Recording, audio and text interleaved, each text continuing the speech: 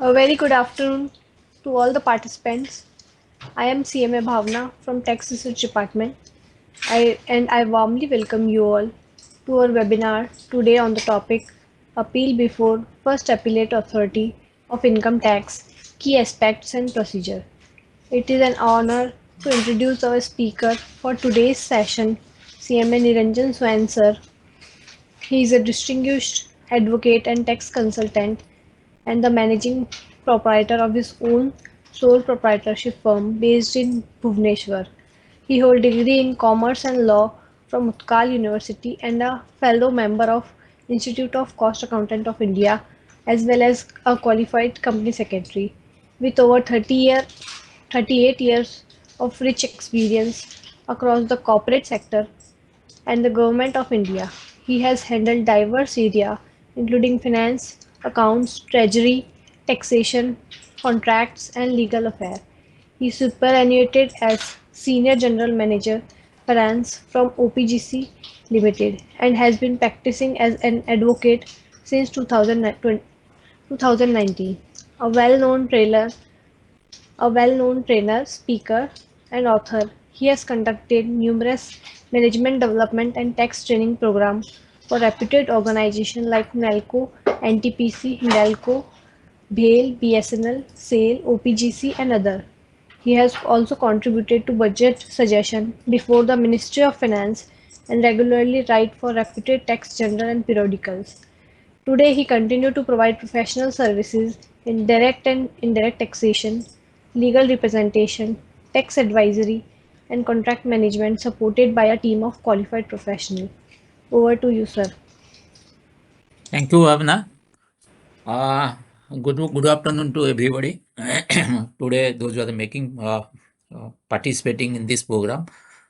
Today, we are going to discuss a very important point, and particularly the matter related to the uh, filing of appeal with the first appellate authority and the procedures, the key aspect which you have to look into matter, and how to file the appeal, how to attend the proceeding, how to draft the appeal memorandum, and all the related issues within this 1.5 an hour.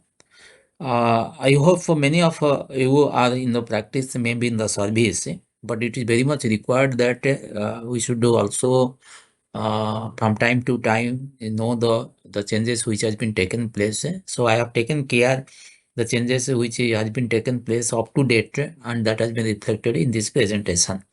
So with the presentation, let us I will take 2-3 minutes to have a background.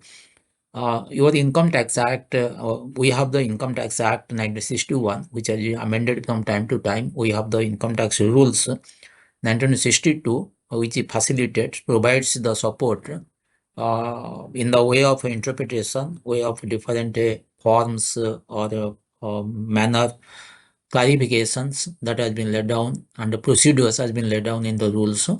In addition to notification and circular has been issued by the department.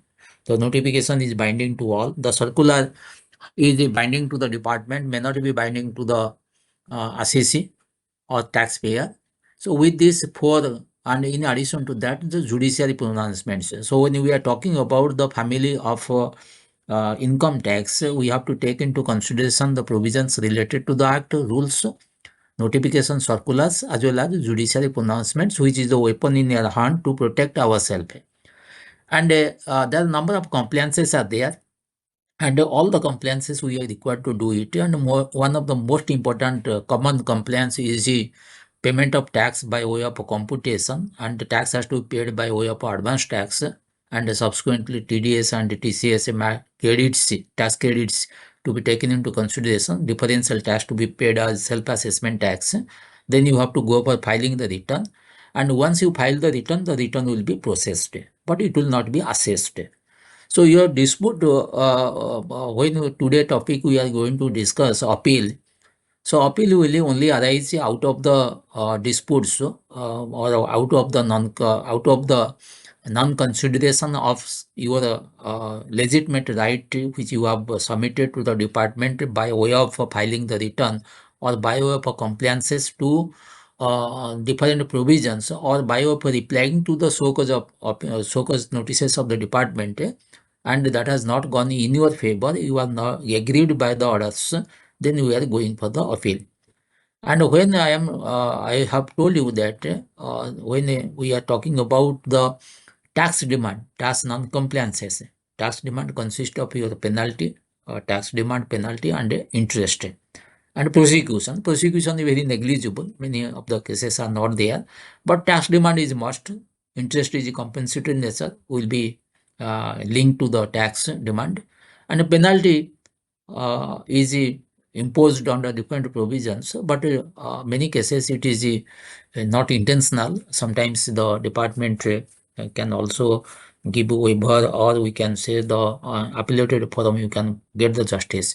So now question is, assessment is the first step when you file the return of income showing your return income on which you paid the taxes, and in case of certain deduction exemptions you availed, and you have taken the rate, special rates in many cases, and at the time of computation of income in case of business assessee or capital gain, certain computation may not be acceptable to the department, and in the processing stage, the first stage will start with the processing of the return under 143(1) by the CPC. They may accept your declared income with the tax paid and refund claimed, or they may disagree. So when they disagree, so the dispute will arise from the first stage, and many of the dispute will also arise in the case of assessment, reassessment, search, seizure, etc. That is not today purview of the discussion. Our purview of discussion is only to know so how the dispute has been arises. So assessment is nothing. It is a process of determination of any liability under the Income Tax Act when they are liability. And if you discharged it, department accepted it, then there is no dispute at all. If the you discharged, department is not accepting, the differential may be the dispute. You have not discharged, department is determining the liability, then the entire amount will be treated as in dispute. So assessment is nothing but a verification of the returns, etc., which you filed. Once the assessment has been taken place, or once the demand has been raised under different circumstances, not only assessment but also already I told you 143(1) or any other notices which has been issued. So in that case, I have the option to file an appeal before the next higher authority, that is the Commission of Income Tax Appeals, if I agreed by the order. So I may be agreed by the order partially, maybe fully. So if it is partially, let out of 10 items addition made in my income during computation or during the e-assessment, I have agreed with 2, disagree with 3, then I will go for the 3. If I am disagreed with the entire computation, entire determination tax, then I have to go for the entire disputed demand. I am aggrieved, so I have to file the appeal. So whether partially or fully, so you have to go for the appeal. But you have another option. Instead of going for the appeal, you can go for the revision petition under CIT under section 264. So once you have gone, you cannot go for the filing of the appeal. So the Commissioner Income Tax Appeal under 264 may consider your revision, may not also consider, but usually, and many few cases, people prefer to go to the department, because the assessment order which passed by the department and the revision which you are going to place with the same department, you may not get the justice in anticipation that people are going for the filing appeal with the first appellated authority. But again, I'm telling, when the assessment order has been issued, can the department will go for appeal, showing that the assessing officer favored the assessee? Yes, under one circumstances, when the Commission of Income Tax Appeal is not is of the satisfied that there is a revenue leakage, or the assessment completed is prejudicial to the interest of the revenue. In that case, the 263 proceeding can be initiated, and that is the one revision proceeding can be initiated by the Commissioner of Appeal. So that is only when the commissioner feels that his subordinate officer, or we can say the assessing officer, passed the order which is prejudicial to the interest of the revenue. That means which is favorable to the assessee. So only that case they can go for the revision under 263. So except 263 revision, 264 revision, all other cases, if you aggrieved, you can go for the filing the appeal with the first appellated authority. And under the provisions of Income Tax Act, the appellated authority will see to the old act before the revision, before the amendments, Deputy Commissioner Appeal and Commissioner Appeal. But honestly, I'm telling, during my 38 years of service and during my 7 years, 8 years, I think now it is 7 years, 7 years of practice as an advocate. And I never seen that Deputy Commissioner Appeal. So always it is a Commission Appeal. Now it is a faceless appeal scheme where the Commission Appeal is entrusted with the appeal disposal of the appeal. But again, I'm telling, in 2023, 22, 23 perhaps, the in addition to Commission Appeal, there is also Joint Commission Appeal. So now the appeals has to be filed in the faceless manner. We will discuss after some time, where the either it will be disposed of or taken off by the Joint Commission Appeal, or it will be taken up by the Commission Appeal, depending upon the monetary limits. So when we are talking about the first appellated authority, now the first appellated authority is the either Joint Commissioner Appeal or the Commissioner Appeal. So now next question will be, we can see when the any assessment, when an order will come, appeal, we are going for the appeal, order in any form, again I'm talking, it may be a penalty order, because there is a separate proceeding also for the penalty, a proceeding for the penalty. So but the provisions more or less related to the same. So again I'm telling, when the assessment order has been passed or demand order has been passed, one of the very important point you have to keep in mind that it must be supported with the demand notice under section 156. Assessment order has been passed, and you might have seen there is an attachment in the computation, and there is also 156 notice. If 156 notice has not been issued, and the demand order has been issued, sorry, the assessment order has been issued, computation sheet has been issued, then it is also not a valid demand, and department could not in a position, should not go for the recovery. So that's why always you have to verify when any assessment order will come, or any order, any demand order will come by way of a tax or interest or penalty.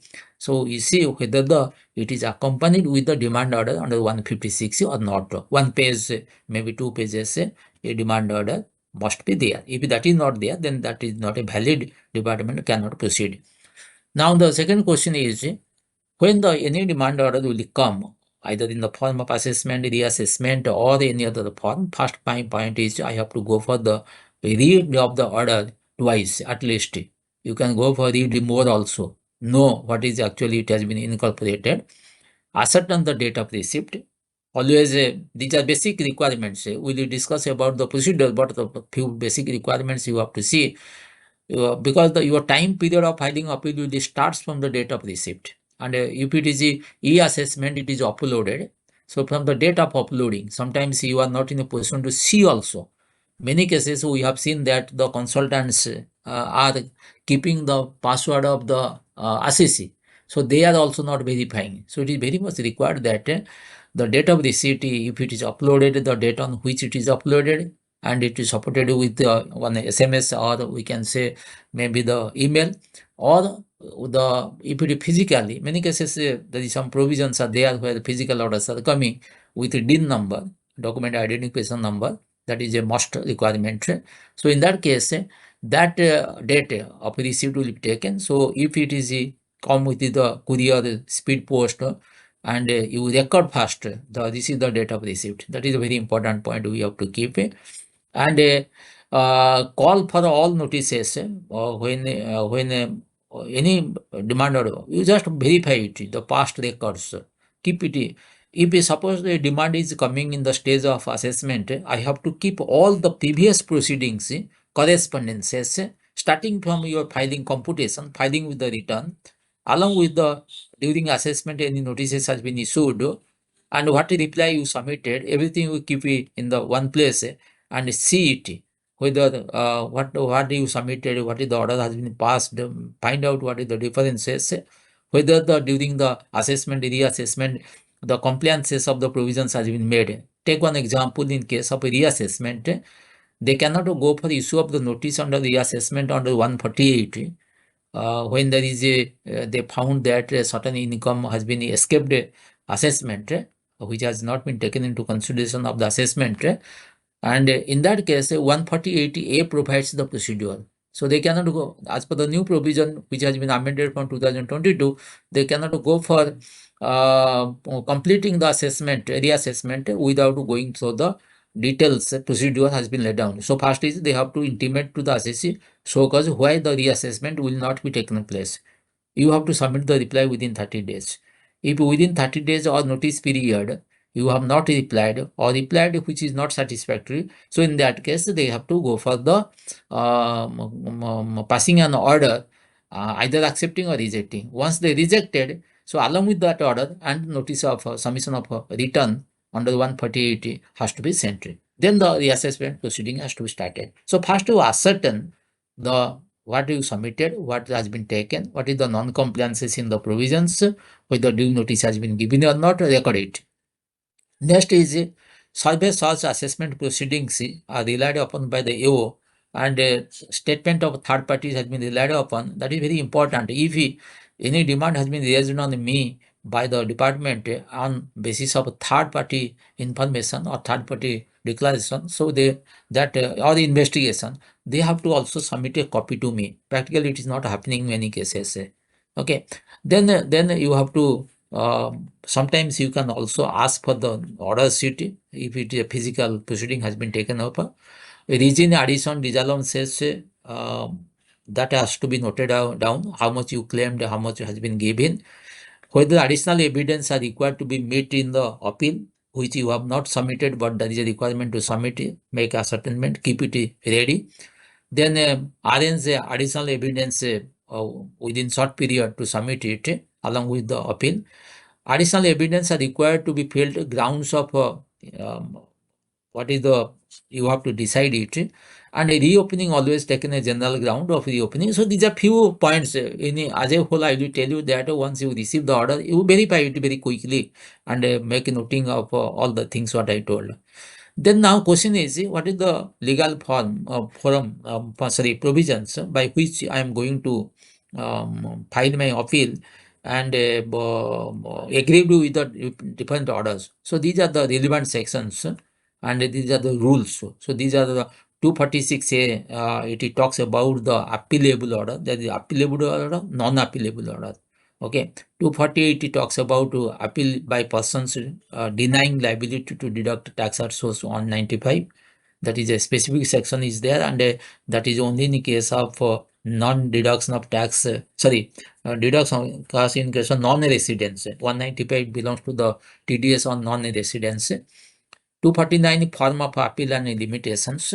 250 is the procedure in appeal, what procedure you have to follow. 215 is the power of the CIT. When I am talking about the CIT appeal, it is also includes joint commission of appeals. And again, I am telling the power is the same, provisions is the same, sections is the same. Rule 46 talks about the filing of additional evidence. So these are additional evidence has to be given for the purpose. Okay. And now the question is 246A contains a detailed list of appeals. Assessment order under 143.1, that is processing of return. 143, that is scrutiny assessment. 147, that is your reassessment. 154 is the rectification. 201 is the your TDS, non-payment of tax interest on delay in deposit of TDS or tax. 271 penalty. Like this, a lot of list is there. So it is not required to discuss all the list. You can go through it. These are the sections under which different proceedings has been initiated by either way of imposition of tax or demand of the tax along with the interest or the penalty.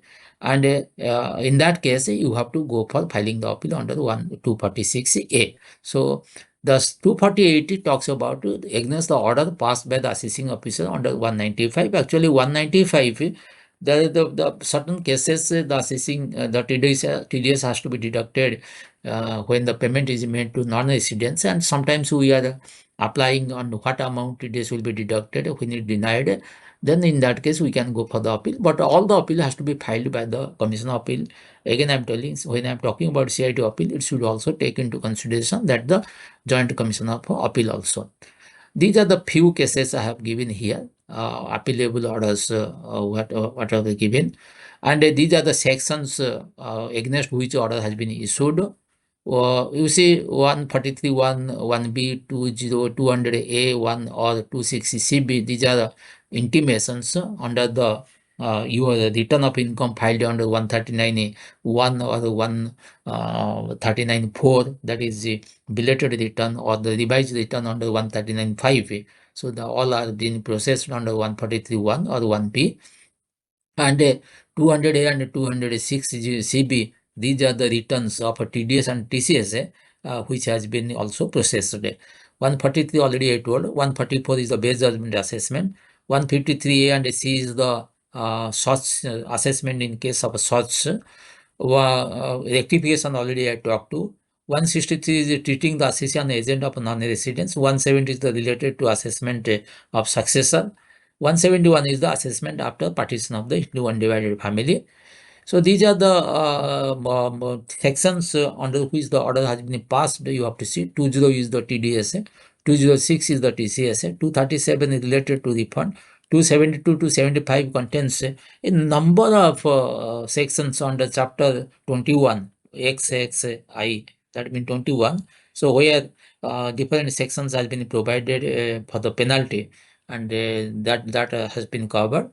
92 CD is the order passed on modification of modified return in accordance with the transfer pricing provisions, advance pricing agreement, etc. So that provisions are there. But again, at the same time, 246A also talks about which orders you cannot go for the appeal. One is in 97(1) passed by the non-deduction of TDS. Interest charge under 220 subsection 2. No objection by the assessee to the rectification of assessment order. Actually, many cases when the order has been passed with the consent of the assessee, so in that case the assessee will not go to, there is no requirement to go to the appellated forum. So it is the same thing. Rectification made on assessee's consent. So actually many cases we found, actually this was very oftenly happening in the case of physical assessments or physical proceedings. Now also few physical proceedings also carried on by the department in the jurisdictional sections, but that is a requirement. So if you have given consent against that order, your appeal cannot be acceptable. Assessment made through agreed basis. So these are the cases, non-appealable orders. And again, I'm telling, whatever order has been passed within 30 days, you have to go for filing the appeal.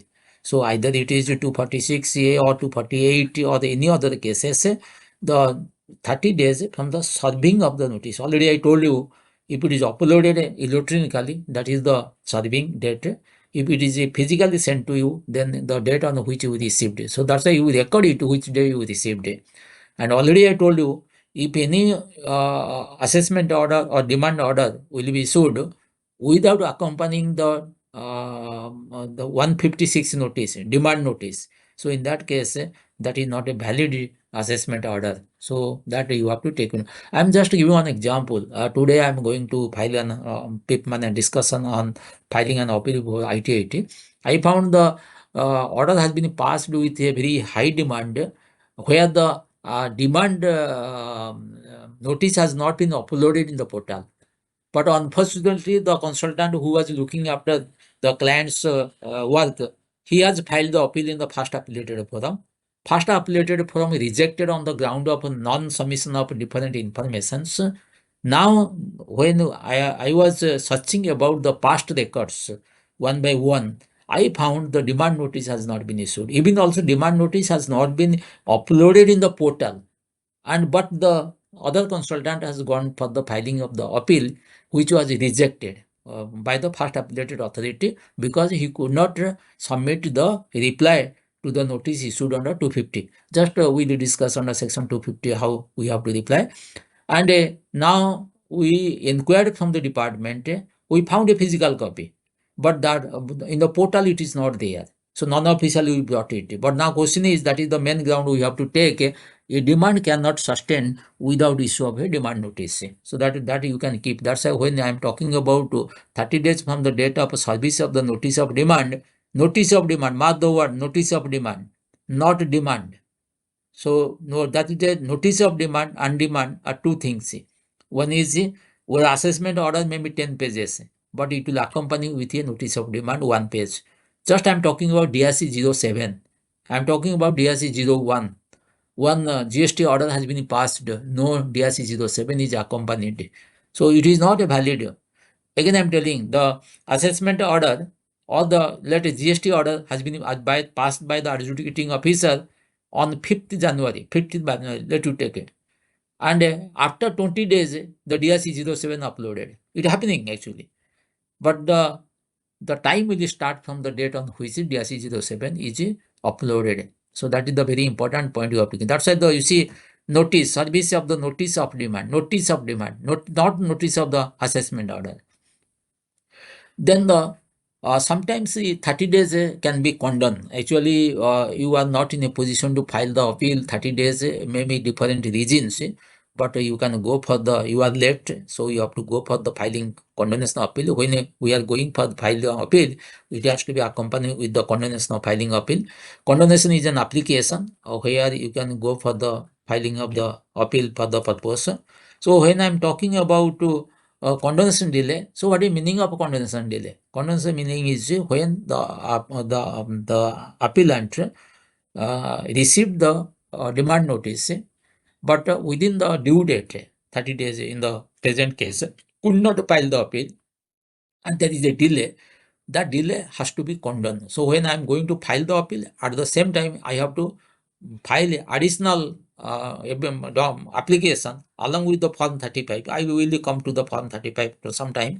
It will accompany, and where the that should be, and you have to show that there is a sufficient cause of not filing the appeal within the due date. Then the condemnation will be delay will be allowed, and abnormal condemnation delay is not allowed. Again, I am talking, Supreme Court is very clear in this respect, and in many cases the direction has been there. The number of number of decisions of the Supreme Court, if you see, it is very clearly talks about that when an appellant under any of the law, not only income tax, when applying for condemnation delay in submission of filing the appeal, in that case they are required to satisfy day by day what is the reason of delay. If it 500 days delay, then you have to explain one by one how many days because of this reason, how much days because of second reason, how much days because of third reason. Simply if you go for the delay cannot be condoned,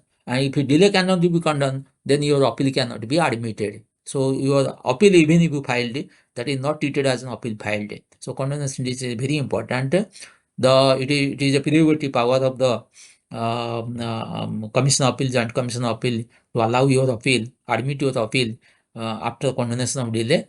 And this condemnation, again I am telling, it is a matter of matter on which you have to justify what is the reason of delay. I am just giving one example. COVID is one of the medical ground is one of the delay. Assessee, again I am telling, suppose your appeal has been first appellated authority, it is denied. Your delay period has not been condoned, your appeal has been rejected, then you can go to the ITT also. Against ITT, you can go to the High Court, then Supreme Court. That is a different matter. But first is to admit an appeal, condonation delay is very important. And there are many cases, just I am giving lack of proper knowledge, serious illness, absence of due guidance by the consultant, fact of surfacing at a later date, reconciliation of various accounting items which is taking time, shifting of your office, fraud, cyclone, there are many reasons are there.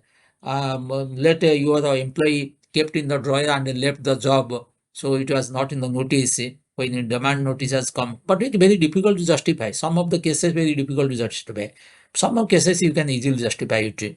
And again, I'm telling, when I'm talking about sufficient cause, so I have to see the technical part and the cause of justice, because as a principle of natural justice, arbitrarily a delay cannot be denied, condonation of delay cannot be denied, because it is the leave you in the dark with the demand, and the demand has to be paid. So that it is not a principle of natural justice should be extended, and the length of delay is immaterial. The principle we have to see. Again, I'm telling, but again, one point I'm talking, length also sometimes counts. I am giving one experience actually from my side. It is not related to income tax. The principle is the same. When I am talking about the condonation delay, it is in all the provisions of the Act. In one of the case, I filed a condonation delay before the Honorable Tribunal, and it was around 947 days, as I remember, 950 days or 47 days. And it started from the COVID period. Actually, a physical copy of the order with demand has come during the COVID period. That time, the COVID period, the offices were shut down. The employees are not allowed to attend the office. Only zero attendance of the office.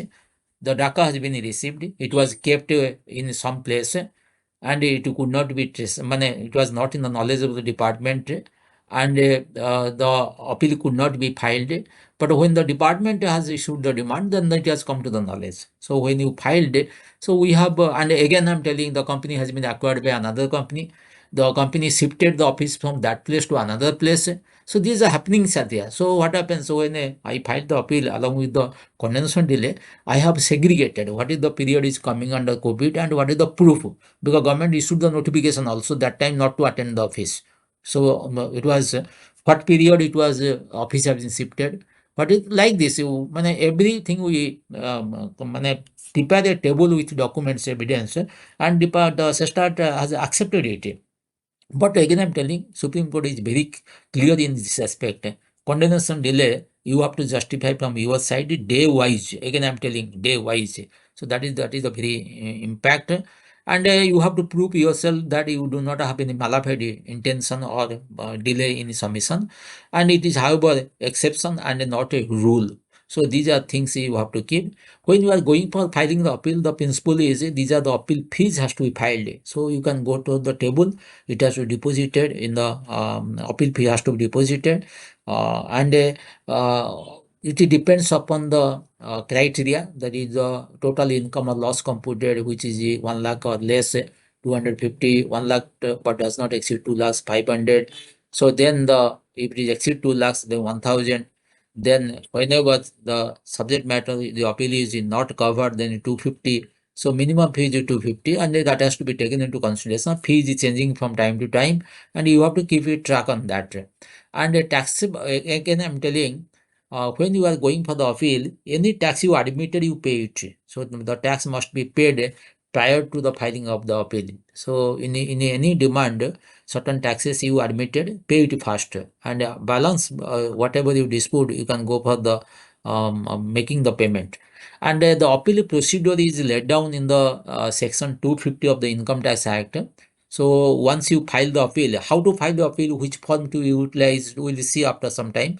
But once you file the appeal before the commission appeal or joint commission appeal, actually it is a faceless manner. We will go to the faceless manner, and in that case, the joint commission appeal or the CIT appeal can decide on the date and place of the hearing.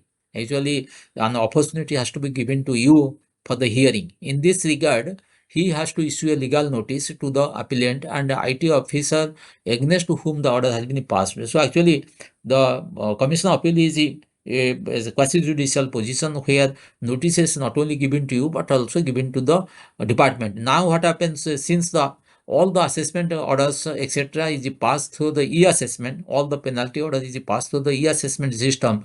So National E-Assessment Center, the Commission of Appeal or Joint Commission of Appeal will issue the notice, and at the same time they will upload the notice in my portal also. And I have to see the e-proceedings. You know, e-proceedings, whatever reply you will give, you have to go to the e-proceedings and accordingly you can go for the submission of the reply. So that is the notice, an opportunity to give in. And faceless appeal, the principle of section 250 are now digitally applied. So that's a CBDT initiated e-procedures, and after this discussion also we will see how the e-proceeding has been taken place. And section 250 subsection 1 provides for the right to heard. It must be without giving opportunity, department cannot pass an order. But the problem in the faceless appeal system, whenever notice will come, sometimes you may not in a position to track it, and that's why you are not in a position to submit the reply. And two, three notices will I think three, maximum three notices will come immediately. I can pass the expiry order. So that is the difficulty actually, but opportunity will be given to you for the hearing. Presentation right, you have a right to speak during the hearing of the appeal, either in person or through authorized representative. If authorized representative is there, the authorized representative has to be enrolled in the portal. You have to authenticate it so that they can appear on your behalf. The sometimes if it is not possible to attend the hearing proceeding in the process of hearing, e-hearing, on the date, then you can also adjourn it, submit the adjourn application. I will show you how to file the appeal. One video clip I will show in addition to the other discussion theoretically in the after some time also. The sometimes what happens after hearing, if suppose the Commission of Appeal, Joint Commission may found that they require some additional information, they can go for inquiring, further inquiry they can make, and they cannot dismiss as such by want of the information. They have to go for the asking for further information. They can also go for making inquiry at their side.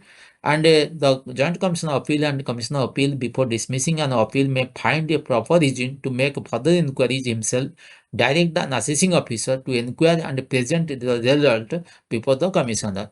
And admission of additional evidence is very important. What document you have not submitted during the period of assessment may be different regions. The regions are you submitted, they have not given sufficient time to submit, or you could not in a position to submit because it was not available at your end. But that has a relevance in the decision of the confirmation of the appeal, demand in the appeal. So that's why you can go for filing the additional evidence, which can be also admitted if the appellated authority, first appellated, find that there is a sufficient cause not submit there is a sufficient cause by for which it could not be submitted during the assessment. Then the after taking into consideration the additional evidence and the submissions made by the assessee or its authorized representative during the faceless appeal system, then he can go for the disposal of the appeal. And when they are going for the disposal appeal, there is a time limit is there, that is 1 year, but practically it is not adhered to. I am telling, I filed the appeal for many of the clients maybe 2-3 years before, and 2-3 times they asked the different, they issued the different notices asking for written submission, and we submitted 2 times, 3 times. Many cases it could not be disposed. And practical fact I am talking, now if you file an appeal before the income tax appellated tribunal, it can be taken up immediately within maybe 1 month. But if by filing the appeal before faceless appellated system or the Joint Commission appellated system, then you are not in a position to hard. That is actually it was admitted by the department. So department of the opinion that we are trying our best to dispose as far as practicable. A huge amount of dispute is pending at the first appellated authority. So the again I'm telling 250 subsection 6b talks about scheme to be published. Already it is published, and there is a e-assessment scheme 2021 will be e-appeal scheme that we will discuss in detail. Okay, so then these are generally procedures laid down in the 250 for the purpose. Then the very important is the scheme seeks to achieve. That I am not going to read. Actually, the procedure has been laid down, and the order of appeal once issued, it will be sent to both the appellant as well as to the commissionerate income tax under which jurisdiction the assessee falls. And these are the proceedings has to be adopted. Federal appeal scheme, the a background just I am giving, it will cover all the pending appeals with the except appeals in the relation to fraud, major tax evasion, matter pertaining to the such as international tax, black money, and other sensitive issue. Except that, all other issue demand will be to be filed before the under faceless appeal system to the Commission of Appeals or Joint Commission of Appeal. Actually, government wanted to reduce physical contact by the taxpayer with the tax authorities. That's why this scheme was introduced. No? National Faceless Appeal Center is at Delhi, and different other faceless appeal centers are there. This was notified in 2021, and the National Faceless Appeal Center shall assign the appeal for disposal to the Commission of Appeal of a specified appellate unity. Actually, once we file the appeal in the portal, e-portal, then it will be assigned by the National Faceless Appeal Center to different Commission of Appeals and Joint Commission of Appeals, and that is known as appellated unity. So that will be sent. All communications has to be made only in between the appellated authority and the assessing through the National Faceless Appeal Center. So that means we do not have any direct contract with the appellated unit. The appeal should be filed within the period of 30 days. This is the same thing as per the provisions. The ground should be concise without any argument in nature. That is a very important.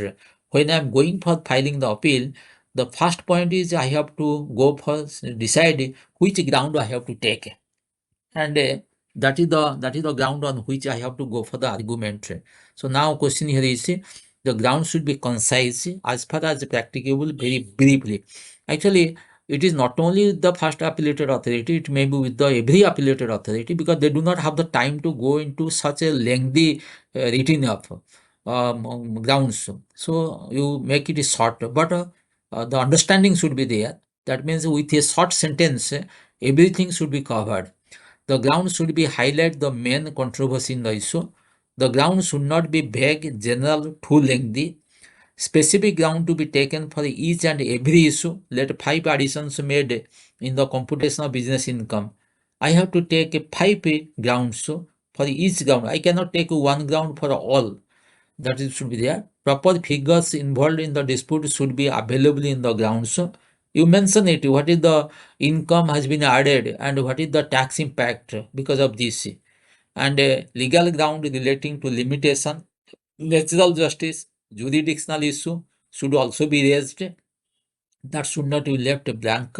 Actually, if any order has been issued, which is a time burden to take, which is beyond the jurisdictional authority, because the authority who passed the order, he do not have the power to pass the order. So that has to be, that's why I told first you examine when any assessment order, demand order is coming, you see the person who passed, he is having the authority or not, what he passed, whether proper procedure is followed or not, whether the order is a speaking order or not. Actually, what submission is made, they have taken into consideration not. If they have not taken into consideration, simply demand confirm. I can also, instead of going to the appeal, I can go for the writ also. So that has to be taken. Any opportunity has not been given. So, and let some opportunity has not been given, but they have gone for the confirming the demand. So in that case, I can go for the writ. Principle of natural justice has not been extended. No notice has been issued. So these things you have to take into account. And in addition to the your legal ground, you also take the legal ground. Language should not be very harsh. Sometimes, particularly, I am talking about the consultants, advocates. They use very harsh words in their grounds. So it should not be very simply write. The statement of facts should be filed before the Commission of Appeal, where the facts can be narrated elaborately. Actually, when I am going to file the appeal memorandum, there are two parts, so I have to go for the filing. One is the statement of facts, the other one is the grounds of appeal. And the statement of facts will give a brief about the history. I filed my return by this date, e-filing system, 143(1) proceeding has been in processing return has been made.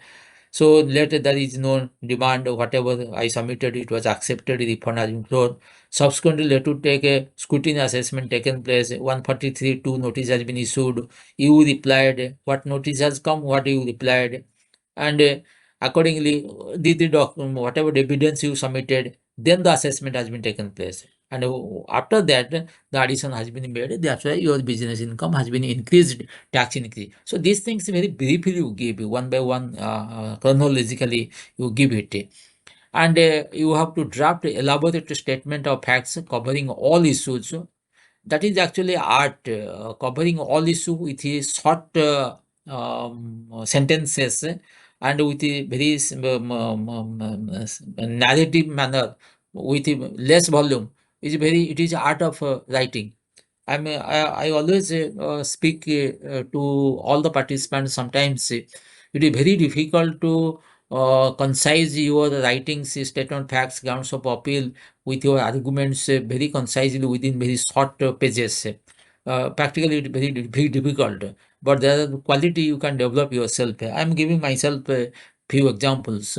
When I started I was in very tax field for a long period, in addition to association with the institutes, other places, chambers, training programs, etc. But I was also involved. When I came to the practice, I observed that when I am going for preparing the memorandum, appeal memorandum, income tax, both direct and indirect taxes, it became very lengthy also. And initially, few months it was lengthy. Then I tried to reduce it. I'm giving one example. If what I was preparing for 20 pages, now I try to reduce it to 10 pages, but it should be 5 pages. I have seen many of the good advocates, they make it 5 pages because to whom I am submitting, they do not have the time to read your essay. So that's why that quality one has to develop. Filing of detailed statement of facts along with the supportive case laws will help the assessee. And when you are giving the case laws, already I told you, you refer to the notification, you refer to the circulars, you refer to the judicial decisions, in addition to your submissions made in respect of provisions. So because when I'm going for making my argument in the way of taking a ground, writing, the supporting my ground, then I have to go for taking the help of these provisions. So provision, both Income Tax Act, Income Tax rules, so any notification or supporting circulars are there, any judicial decisions. But when we are talking about judicial decisions, and before applying it, we read it, whether the same principle fact is applicable to you. Second is whether it is because judicial precedent is very important. Judicial precedent means any matter, a similar matter to your matter, already been decided by the higher forum. And if any decision passed by the Supreme Court is applicable to all, if any decision passed by the High Court, it is applicable to that state, but it has a persuasive value for the other state. Let Gujarat High Court has passed one order. The lower to the Gujarat High Court, all the courts, all the assessee, including the your department, they are bound by that. Other state may not bound, but again I'm talking, it can have a persuasive value because the Honorable Supreme Court in many cases of the view that if the decision of any lower court, lower means High Court is lower to the Supreme Court, Tribunal is lower to the High Court, they passed, which is based upon All India Act, mark the word, Income Tax Act, Finance Act, Central Excise Act, like this. It is All India Act. Then others has to follow it. So many cases, we are going to follow the decisions citing in our argument, but we found that the decision is over low, it is set aside by the higher court. So it has no meaning. So you, once you are going to apply, you see any higher court has accepted it or rejected it. So that actually, if you go to the different subscription sites, let ITR, let you take syntax, etc., immediately open a particular case law, it will tell you against that order already the appeal has been filed and pending. Against that order, appeal was filed and before Supreme Court, and it was rejected, not accepted or rejected. So it will show you. So or it will speak to you. So in that case, you can go for the apply the same, whether it is applied proper. It could be a proper to apply, not to apply. So that you have to see. Factual errors are there in the assessment order. The same must be raised in the ground. Sometimes quantification of demand is wrongly made, not correctly made. TDS, TCS, tax credit deduction has not been taken. Wrongly, special rate has been applied instead of normal rates, whatever tax rates are there. So that you can see. And clerical error, arithmetical error, etc. You have to also point out. Actually, it my first duty when I am receiving a demand order, I have to recalculate whether it is correct or not. So that's it there. Once a demand has been coming and you are going for the filing the appeal, the very important point is at the same time you go for the stay of your demand. Friends, I am telling many cases we are doing this mistake. Suppose an assessment order with the demand of 100 lakhs has come. I am planning to go for the appeal. Oh, you go for the appeal. But once you are going for the appeal, it is like indirect tax, there is no pre-deposit provision is there, but you have to go for stay the application. So that means an application for stay of demand has to be filed prior to the filing of the appeal or at the time of filing of appeal. If it is not there, then in the appeal you write stay application is being filed. So that's why you are going to file. So that is the very one important requirement. And the second is very shortly I'm talking, keeping in view time schedule. You have to justify your that there is a ample of scope on your part to succeed in the appeal. The demand which is made arbitrarily made. So actually, when I'm going to submit an application for the stay, let the assessing officer in the e-assessment system raise the demand of 100 lakhs, and at the same time let it has also initiated the penalty proceeding under section 270. Let you take.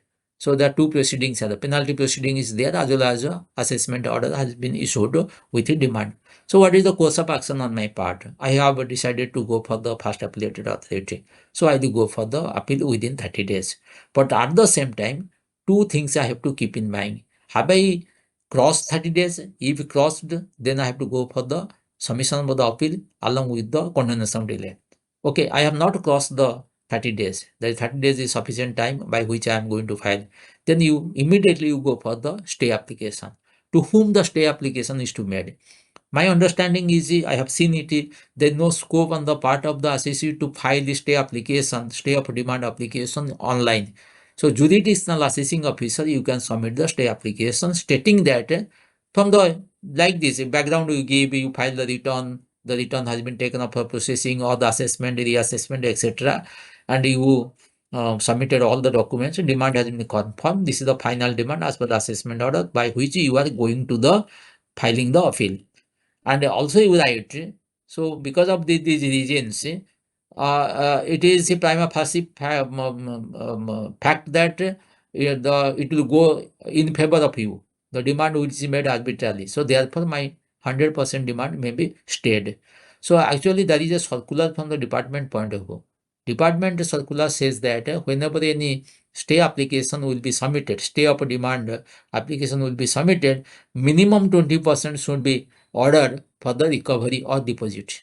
So they will not reduce 20. They can tell you that okay, you deposit 40%, 60% will be remained as stayed. But they cannot go to tell you that less than 20%. So usually what happens, I have seen almost all cases 20% demand, they are telling that okay, your stay application has been disposed with a direction that you have to deposit 20% and rest of the 80% will be stayed. So that is the very important point, which is a very simple application you submit. There is no such format is there, but you can submit it. And I'm not going to discuss this slide. I will send, you can go for the purpose of discussion also. And with this background, we can also discuss now how one is going to file the e-file the appeal.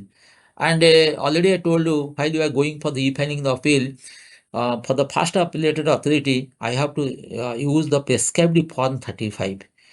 And when you are going to prescribe form 35, it has to be filed online in the web portal of the income tax e-filing web portal. And then what will happen? The very important points are what are the documents has to be accompanied with the filing. National Faceless Appellate Authority, from the drop down box I have to go. I will show you how to file it with a video clip as well as with a physical PPT. The Form 35 and verification part thereof has to be signed. The order against who is the appealee, what are the documents to be submitted? The assessment order, notice of demand. Mark the word notice of demand. Already I told you it is a part of the assessment demand, but it is a separate page. That is very important. The penalty order or the assessment order. Another point just I wanted to tell you, whenever there is a assessment of demand along with the penalty, and the penalty proceeding will be initiated separately. So when the penalty proceeding will be initiated separately, immediately we inform that you have gone for the filing the appeal and the penalty proceeding will be kept in abeyance. Mark the word. Okay. Suppose your demand 100 lakhs was there, you filed the appeal, and there is a penalty under 270 under reporting or misreporting let to take a some penalty proceeding was initiated. What will happen? Then you have to go for the penalty proceeding initiated by separate penalty proceeding authority. So when the penalty proceeding will be initiated and notices will be issued, immediately you reply it that against the assessment order you have already filed the appeal before the Joint Commission or the Commission of Appeal, which is pending and not at all disposed of. Till the disposal, this has been kept in abeyance, so that they will not proceed. If my tax demand will be not there, how the penalty demand will come? So, but I have seen many cases, very good advocates also, they contested both the penalty as well as the assessment order in the appeal. So if they contested, let the penalty order has been penalty proposed appeal has been disposed of, demand has been there, then it again you have to go to the higher forum. But if you go for writing to the department that already you filed the appeal till that date kept in abeyance, then that notice will not be issued further to you. It is happening actually. This is the very important point which you have to keep in mind parallelly. So that means when I am going for filing the appeal, three things I have to keep in mind. One is the condonation delay, one is the stay application, one is the penalty proceeding to be kept in abeyance. That means so that three aspects first I have to complete at the time of before filing or at the time of filing. Actually, penalty proceeding may be initiated after the filing of appeal by separate authority. So that's why you only deny it. And then the no drafting of grounds of appeal already I told you there is no format has been prescribed, and whatever other things I told that you can keep in mind. And the form 35, if you go to the details of form 35, actually as I remember I have given details. This is the actually form 35 is there. This is the actually the you have to fill up it. This is the form 35. Actually this is a physical form, but you have to file it online. So if you go filing online, I will tell how to file the online. But again, I'm telling few points which you have to keep in mind while you going for the filing of the Form 35. The appeal to the Commission of Appeal has to be filed in the Form 35. It should be filed electronically. The pre-filled details, if you go electronically, if your PAN number is there, automatically PAN name, address, phone number, email address, etc. immediately will be auto incorporated. So there is no requirement of filling it. Assessment year you have to mention. Insert details of the order appealed. It will show which order against you are going. If it will not show, then you may not be in a position to file the appeal. So that's a which section. If you put it automatically, the section number, section and the details will be incorporated in the Form 35. Details of an appeal in relation to any assessment year is pending in the case of the state appeal. If the same appeal, but there is some other appeal, sorry, same assessment year, but the appeal is pending, that reference you can give. But both can be heard at a time, it is my view. And if the appeal is related to an assessment, provide details of appeal, amount of income assessed, total addition, disallowances, amount of addition, disallowances, disputed demand, all the details has to be incorporated. Appeal is related to penalty, provide details of penalty. If return has been filed, provide details of tax paid. If assessee paid taxes under the influence of 249(4), provide details of the tax payment with BSR code, serial number, etc. Statement of facts in brief, it must be 1000 words. It has to be, again I'm talking, what do we do? Instead of mentioning the statement of facts in the body of the form 35, because 1000 words, it is very insufficient. So that's why we are writing as per annexure or as per annexure A, which is filed. Statement of facts as per annexure A is filed. So instead of putting it in the body of the form 35, you can put it as annexure. This is my view. Grounds of appeal, again I'm telling, each ground must not exceed 100 words. Actually, if in the form you go for filing, putting it grounds of appeal, again 100 words also very insufficient. So very shortly you write, but a detailed grounds you can give as annexure B. Let to take that you can give. If there is a delay in filing appeal, then for condonation of delay, in addition to your appeal fee, you have to pay again you have to put a separate application which will accompany the form 35, and that application should be 500. So my view is you can also add annexure 3 as the condonation of delay application instead of putting in the body of the report. As per the convenient, you do it. And very important point is whenever you are going to write the grounds of appeal, the statement of facts, all 500 words in the reason of delay, etc. So in that case, special characters are not allowed. So that's why you see what are the special characters are there. Inverted comma, dot, hasp, and percentage, just to see. So these are the things are very important you have to keep in mind. Then your another point, just you see, these are there. So these are the things which you have to keep in mind. Then you can go for the filing of the appeal in the form 35. This is actually the portal side. I will show a video clip, but at the same time you can see it also. These are the forms are there, basic information, just like your income tax return, basic information, you put it. So all the things has been automatically shown. If not there, then you can also fill up it. Order against which appeal is filed. This is the second row. Third is pending appeals. Fourth is appeal details.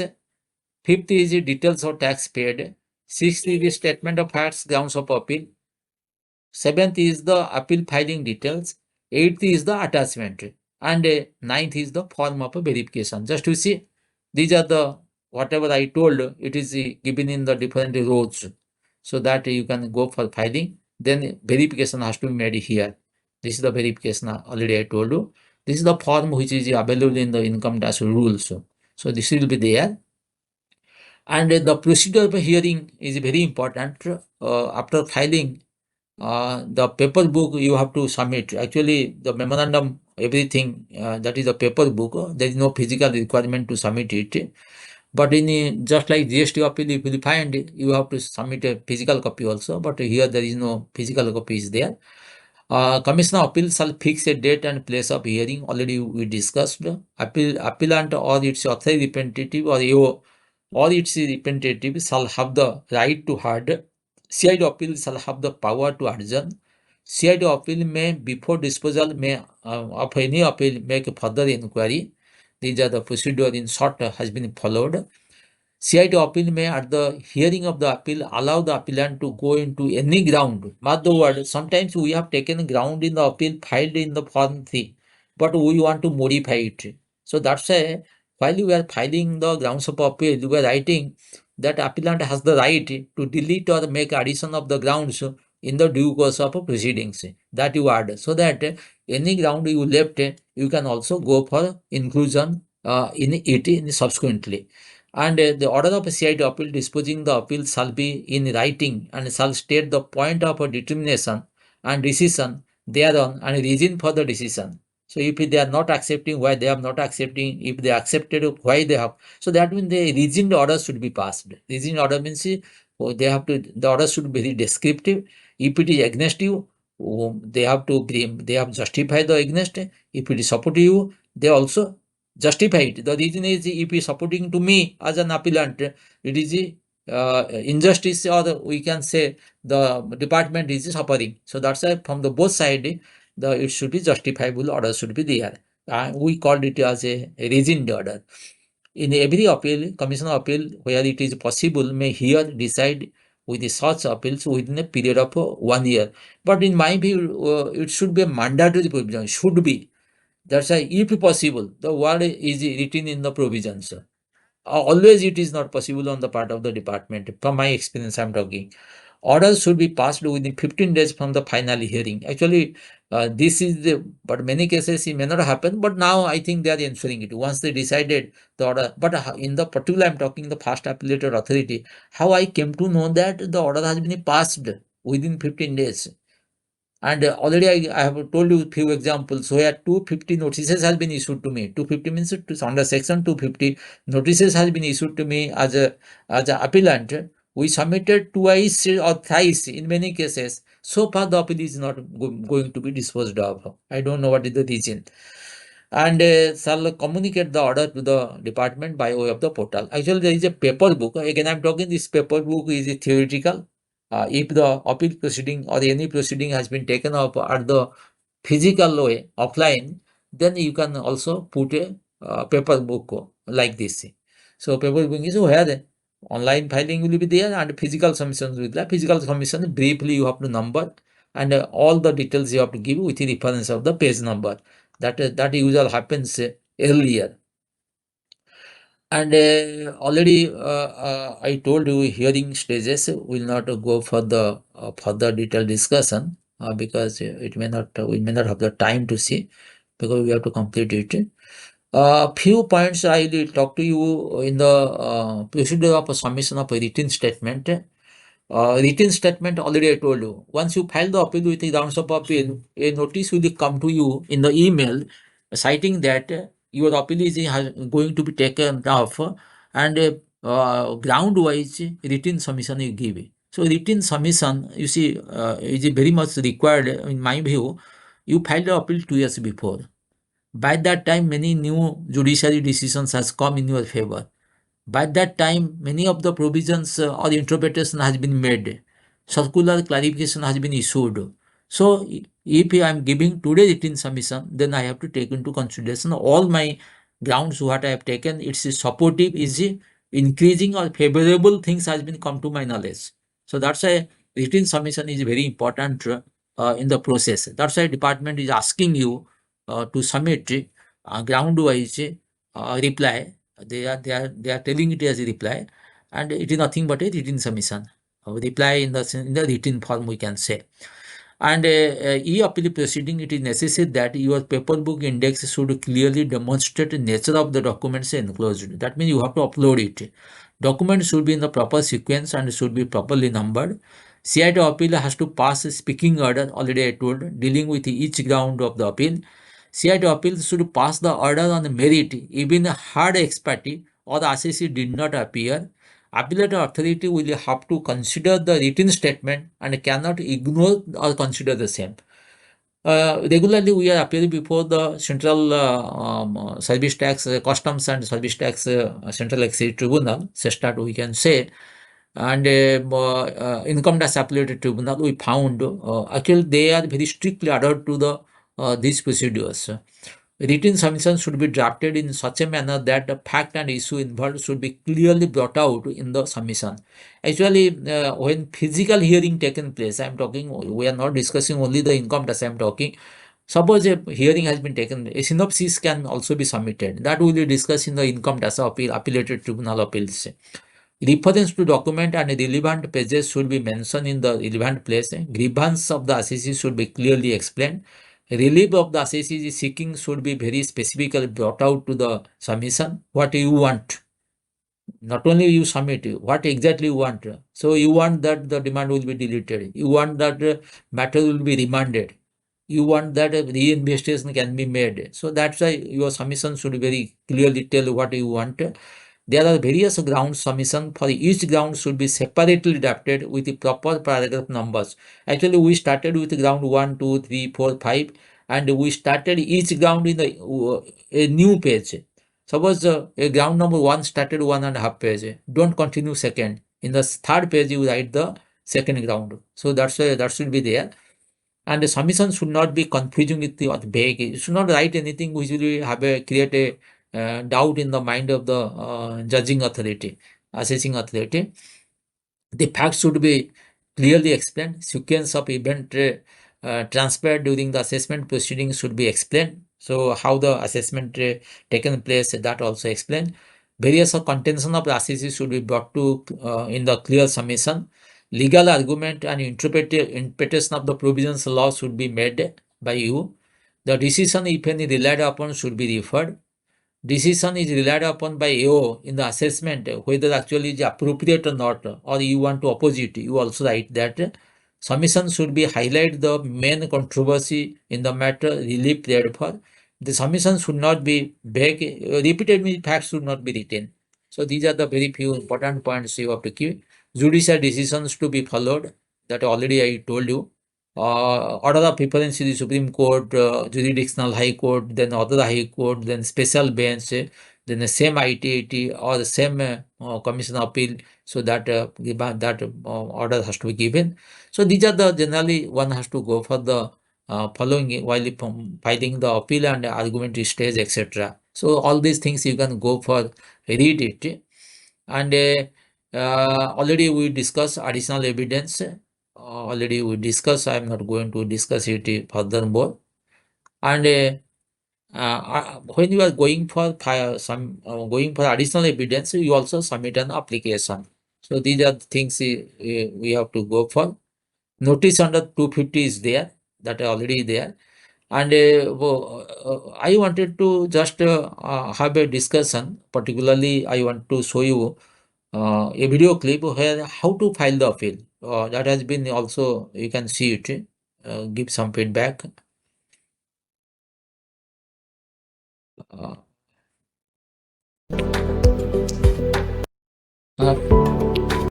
I think. Hello, hello. Anybody can confirm that this is seen to you? Hello, sir. Anybody from participant side? Hello. Can anybody really confirm me? Just I wanted to just 1 minute.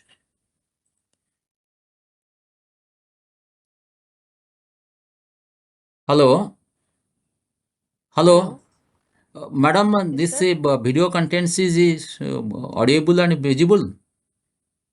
I was showing just now. Kindly confirm me. Okay, sir. Please play it. Just I'm playing it.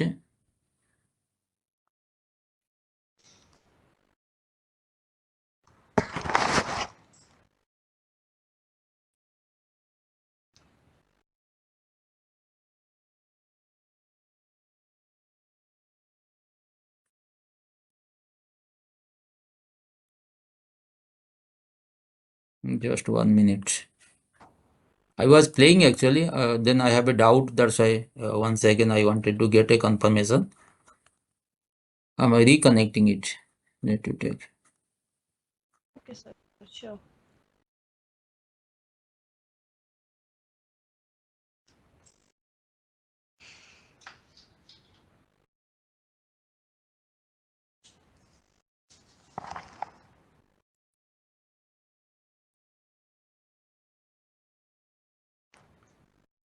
Is it see? Is it Yes, sir. okay? It is This visible. video is on how to file appeal under an I think it is visible. Yes, sir. Okay, visual and audible. Okay. Yes, sir. Income Tax Act in Form number 35. During an income tax assessment, there may be instances when the taxpayer is not satisfied with the order passed by the assessing officer.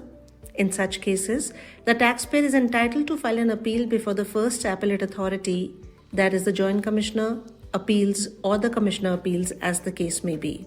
White Gazette notification dated 25th September 2020, CBDT has notified the Faceless Appeal Scheme 2020. Under the scheme, all income tax appeals before the first appellate authority shall be finalized in a faceless manner under the faceless ecosystem. The scheme was amended, and under the amended Faceless Appeal Scheme, the National Faceless Appeal Center assigns the appeal for disposal directly to a JCIT or CIT appeals of a specific appeal unit through an automated allocation system. The appellant may request for a personal hearing through video conferencing, and on receipt of such a request of the appellant, the respective JCIT or CIT appeals in the appeal unit shall grant such a personal hearing to the appellant through video conferencing. In 2023, CBDT has notified the e-appeal scheme, White Gazette notification dated 29th May 2023. Let us now see the time limit for filing the appeal. The appeal before JCIT appeals or Commissioner appeals can be filed in form number 35 online on the e-filing portal within 30 days from the date of service of order or the demand as the case may be. Let us now look at the documents which are required for filing the appeal. In order to file the appeal, you are required to have a copy of the order. To download the order from the e-filing portal, you can go to Pending Actions tab on the home page and then click on e-proceedings and then download the order from the e-proceedings section. You would also be required to upload the demand notice, the details of the appeal fees paid, the details of the pending appeal if any, details of the taxes paid, the statement of facts, grounds of appeal, and the documentary evidence. If you have the demand identification number, you can keep a copy of that. Let us now see step by step how do we file appeal on the e-filing portal. Please remember that the appeal can be filed in Form 35, which is required to be submitted online on the e-filing portal. In order to file the appeal, you are required to log into the e-filing portal using your valid TAN or the PAN user ID and password. Post login, you are required to go to e-file, click on Income Tax Forms and go to File Income Tax Forms. Form 35 would be available in the form category Persons Not Dependent on Any Source of Income in the PAN login. In the TAN login, you can also search Form 35 and click on File Now. You're then required to select the assessment year and click Continue button. However, if you're filing the appeal in the TAN login, year type will be financial year. So you can select the financial year from the drop-down menu and click on Continue button. You can go through the document list which will help you to file faster and then click on Let's Get Started. Here you are required to select the applicable order type, that is, if you are filing an appeal against an order with DIN or without DIN, and then click on Continue button. If you decide to select File Appeal for an order without DIN, you are required to enter the relevant income tax section, order number, date of order, or the date of notice of demand, date of payment of tax in case of appeal under Section 248, and then click on Continue button. On the other hand, if you are filing an appeal for an order with DIN, you are required to select the DIN of the order from the drop-down menu, relevant income tax section, subsection, date of such order or the notice of demand, date of payment of tax in case of appeal under Section 248, and then click on Continue button. Now you are required to enter the details and confirm all the tabs. Let us first click on the Basic Information tab. In the Basic Information tab, the details of your name, contact information, and email ID will be auto-populated. In case you wish to update the contact details, you can visit on My Profile section. You are required to enter the address to which notices may be sent. You can edit the address. You are also required to select whether notices or communication may be sent on email. You can choose Yes or No button and then click on Save. Once the Basic Information tab is confirmed, you are required to click on Order against which the appeal is filed tab. Here you are required to enter the details of the order against which the appeal is filed. You can select the year type as assessment year or financial year. However, if you are filing an appeal in TAN login, please note that the year type will be auto-selected as financial year and the other details will also be auto-filled. After selecting the drop-down, the year will be auto-populated. You would be required to enter the details of the order appealed against or appeal under section 248, the document identification number. You can also enter the details of the income tax authority passing the order appealed against and then click on Save button. Now the order against which appeal is filed tab is confirmed. You're required to click on Pending Appeal tab. You're required to provide the details of any pending appeal. In case there's any appeal which is pending before the Joint Commissioner or the Commissioner appeals, you can click on the radio button yes, else you can click on no. If you decide to click on yes, then you're required to add the following details. That is the income tax authority passing the order appealed against, the Joint Commissioner appeals or the Commissioner appeals with whom the appeal is pending, appeal number, date of filing the appeal, assessment year in connection to which the appeal has been preferred, section and subsection of the Income Tax Act under which the order appealed against has been passed, and the date of such an order. You can also click on Add button to add the details of any other pending appeals. If you select No, then no further information will be asked and you can click on the Save button to confirm the tab. Now the Pending Appeal tab has been confirmed. You can click on Appeal Details tab. Here you are required to enter whether the appeal relates to assessment or it relates to penalty. If the appeal relates to assessment, you can click on Yes radio button. You would be required to provide the details of the amount of income assessed, the total addition to income. In case of loss, the total disallowance of loss in assessment, amount of addition or disallowance of loss disputed in appeal, and the amount of disputed demand, which is nil in case of a loss. If the appeal relates to penalty, and you click on Yes and the radio button, you would be required to provide the details of the amount of penalty as per order and the amount of penalty disputed in appeal and then click on Save button. If you select Not Applicable, other fields will be auto-selected and then you can click on Save button. Appeal Details tab is now confirmed. You can now click on Details of Taxes Paid tab. You would be asked that if the return has been filed by the appellant for the assessment year in connection to which the appeal is filed, whether tax due on income return has been paid in full. You can choose to select Yes, No or Not Applicable. In case no return has been filed by the appellant for the assessment year, whether an amount equal to the amount of advance tax as per section 249 subsection 4 clause B of the Income Tax Act has been paid, you can click on Yes, No or Not Applicable. If you click on Yes, you would be required to provide the details of the amount of taxes paid. If the appeal relates to any tax deductible under section 195 of the Income Tax Act and borne by the deductor, the details of the taxes deposited under section 195 subsection 1 would be required to be provided. You can click on Yes radio button and then add the details of the amount of tax deposited.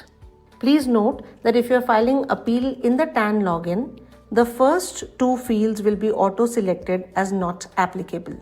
If you have already filed the return for the assessment year in connection with which the appeal is filed, the question is whether tax due on income return has been paid in full. If you select Yes, you would be required to enter the details of the acknowledgement number of your ITR, the date of filing your income tax return, and the total taxes paid, and then click on Save button. Where a return has been filed by the appellant for the assessment year in connection with which the appeal is filed, whether tax due on income tax return has been paid in full, you can select No or Not Applicable and then click on Save. Where no return has been filed by the appellant for the assessment year, whether an amount equal to the amount of advance tax as per section 249 subsection 4 clause B of the Income Tax Act has been paid, if you select Yes, you are required to enter BSR code, date of payment and amount and then click on Add. If the appeal relates to tax deductible under section 195 of the Income Tax Act and borne by the deductor, details of the tax deposited under section 195 subsection 1 are required to be provided. If you select Yes, you can enter BSR code, date of payment, amount and then click on Add button. Details of taxes paid tab is confirmed. Click on Statement of Facts, Grounds of Additional Evidences of Appeal. Write the facts of the case in brief and add the details of documentary evidences relied upon and grounds of appeal by clicking on Add Details. You can also add the documentary evidences other than the evidences produced before the income tax authority during the course of proceedings. If you wish to add such evidences, click on Yes and then attach the list of documentary evidences relied upon. Statement of Facts, Grounds of Appeal and Additional Evidence tab is now confirmed. Now you can click on Appeal Filing Details. You would be asked whether there is a delay in filing the appeal. If you click on Yes, you are required to enter the grounds of condonation of delay. If the appeal is in time, select No. You are also required to add the details of the appeal filing fees paid. In order to add the details, click on Add button. Please note, to know how to make payment of appeal fee, please refer to the video on payment of fee for filing appeal under Income Tax Act 1961. After adding the details of the condonation and the appeal filing fees, you can now click on Attachments tab. As per the inputs provided by you, you would be required to attach the documents. Please note that the size of each attachment should not exceed more than 5 MB and all the attachments put together cannot exceed 50 MB. All the attachments should be in PDF or the zip file and the zip should contain only the PDF formats. Here you are required to attach the copy of the order or the intimation appealed against, the copy of notice of demand, the documentary evidences and the additional evidences. You can also attach any other attachment and then click on Save button. Attachment tab is now confirmed. You can click on Verification tab. You're required to select the declaration, add your name and then click on Save button. All the tabs are now confirmed. You can click on Preview. After previewing the appeal, you can click on Proceed to E-Verify. You would be asked for a confirmation. You can click on Yes and then select the appropriate method for e-verification. Once you e-verify, you will receive the success message on the screen along with the transaction ID. You can click on Download button to download the acknowledgement receipt. You can also download the acknowledgement as well as the appeal along with the documentary evidences by clicking on E-File, go to Income Tax Forms and click on View File Forms. Here you can click on Appeal to Joint Commissioner Appeals and you can download the form, you can download the receipt and you can download the attachments along with the appeal form. Filing an appeal before JCIT or CIT appeals is very easy. To know more, you can. Hello everyone, मैं हूँ CA. Friends, another small video how to deposit the appeal fee. After that, we will close with your consent with any question to answer. That's it. This video is on payment of appeal fee. During an income tax assessment, there may be instances when the taxpayer is not satisfied with the order passed by the authority. In such cases, the taxpayer is entitled to file an appeal before the appellate authority. Let us first understand about income tax appeals and the forms to be used for filing appeal. The CBDT order under section 246 subsection 6 dated 16th of June 2023 specifies the scope of e-appeal scheme under the Income Tax Act and provides appealable orders before JCIT appeals and CIT appeals under section 246 and 246A. Such appeal shall be filed on e-filing portal in Form 35 within 30 days of serving of order or demand as the case may be. Further, as per section 253 of the Income Tax Act, aggrieved party may also decide to file an appeal to ITAT against the order passed by JCIT appeals or CIT appeals. Appeal shall be filed to ITAT on ITAT website https://itat.gov.in in form number 36 within 60 days of the service of the order. Fee of filing appeal to ITAT shall be Rs 500 if demand is up to Rs 1 lakh or Rs 1500 if the demand is from Rs 1 lakh to Rs 2 lakh or 1% of the demand and maximum Rs 10,000 if demand is more than Rs 2 lakhs. The following orders are appealable before ITAT as a first appeal, that is, orders passed by the Jurisdictional Commissioner, orders passed by the Assessing Officer as per the directions of the Dispute Resolution Panel, orders passed by the Assessing Officer not appealable under Section 246 and 246A, penalty order passed by the Commissioner, application for stay of tax demands, and other miscellaneous applications for recall of orders. Let us now look at the fee for filing appeal in Form 35 to JCIT appeals or CIT appeals. The appeal filing fee depends upon the total income determined by the assessing officer in the assessment order. If the total income determined by the assessing officer is less than or equal to rupees 1 lakh, the appeal filing fee shall be rupees 250. If the income determined by the assessing officer is more than rupees 1 lakh but less than rupees 2 lakhs, the appeal filing fee is rupees 500. If the total income determined by the assessing officer is more than rupees 2 lakhs, the filing fee shall be rupees 1000. For other appeals, the filing fee is rupees 250. Please note that for filing an appeal before an income tax authority, the payment of appeal fee is a prerequisite. In order to make the payment of appeal fee on the e-filing portal, you are required to visit the e-filing portal, post login, go to ePay Tax Services, choose the major head as company or non-company. In the minor head, choose other receipts 500 and subtype as appeal fees. Please note, the fee payment should be in single challan and the challan will not be refundable. Let us now see step by step how do we make the payment of appeal fees. In order to make the payment of appeal fee, post login, go to e-file menu and click on ePay Tax. Now click on New Payment, select Income Tax Style and click on Proceed. You are required to select the assessment year, type of payment as other receipts 500 and select the radio button Appeal Fees and click on Continue button. Enter the amount of fee in others and click on Continue button. Select the mode of payment and then pay your fees. If you wish to file an appeal under TAN login, log in to the income tax portal with your TAN. In the e-file menu, click on ePay Tax. Again click on New Payment. Select the assessment year and go to Pay Fee Other Receipts 500. Select the assessment year and type of payment and select the radio button Appeal Fees and then click on Continue. Select Appeal Fees as subtype of payment and then click on Continue button. Enter the amount of fee applicable and then click on Continue button. Thereafter you can select the mode of payment of fee and then make the payment of your appeal fee. To know the step-by-step process of filing of appeals on the e-filing portal, refer video on how to file appeal under income tax in form. Friends, these are the points we have to take into consideration while going for the filing of the appeal. Now we can go for discussion. Any question or any answer, any question has been raised. Just good afternoon. Friends, if you have any question, you can ask. Acha, is it possible to share some sample reply? Yes, it can be possible. I think Mr. Samir Pradhan. So, Mr. Pradhan, you can contact me. I'm giving my mobile number.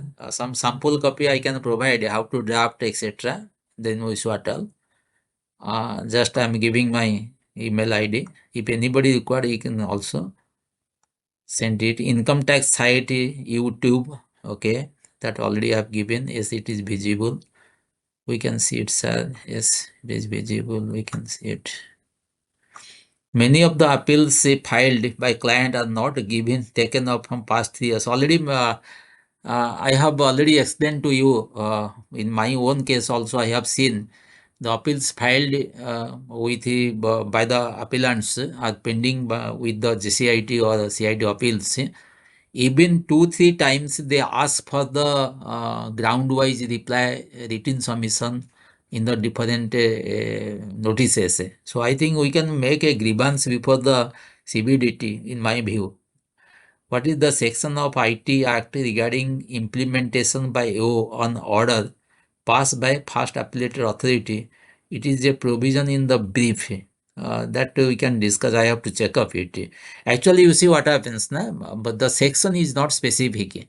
Suppose a demand has been raised under 156 on the basis of the assessment of the 143, let you take. So once a demand has been raised, means then the recovery proceeding will start. So that is a separate proceeding, and I think you have raised a very good point. I will tell the TRD to have a separate webinar on this topic so that we can we can see recovery proceeding is not limited to the notice issue. Once the order has been passed by the department, then the demand is payable unless you are going to the appellated forum. And once a demand has been raised, they will give the notice, then they can adjust from your refunds. They can go for the attachment of the bank, then they can go for the other proceedings. So it is very detailed provisions are there, so that we can also discuss, I think. Uh, any other question? Information session. Thanks a lot. Thank you very much. I'm giving my mobile number. Just if you require anything, you talk to me once. Actually, by if you talk, it will be much better, because sometimes I'm not in a position to respond. I'm feeling very guilty also by telling to you in the this forum.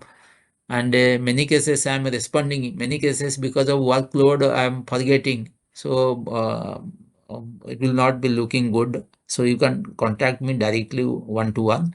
I'm giving my number 9437190060. This is my WhatsApp number, 933871543 This is the mobile number. So this you can also contact me. So I think I will try my best to help all of you. So with this, we can close the session. So I feel I'm leaving. Thank you very much. Thank you so much, sir, for Yeah, such an engaging and insightful session. I'm leaving.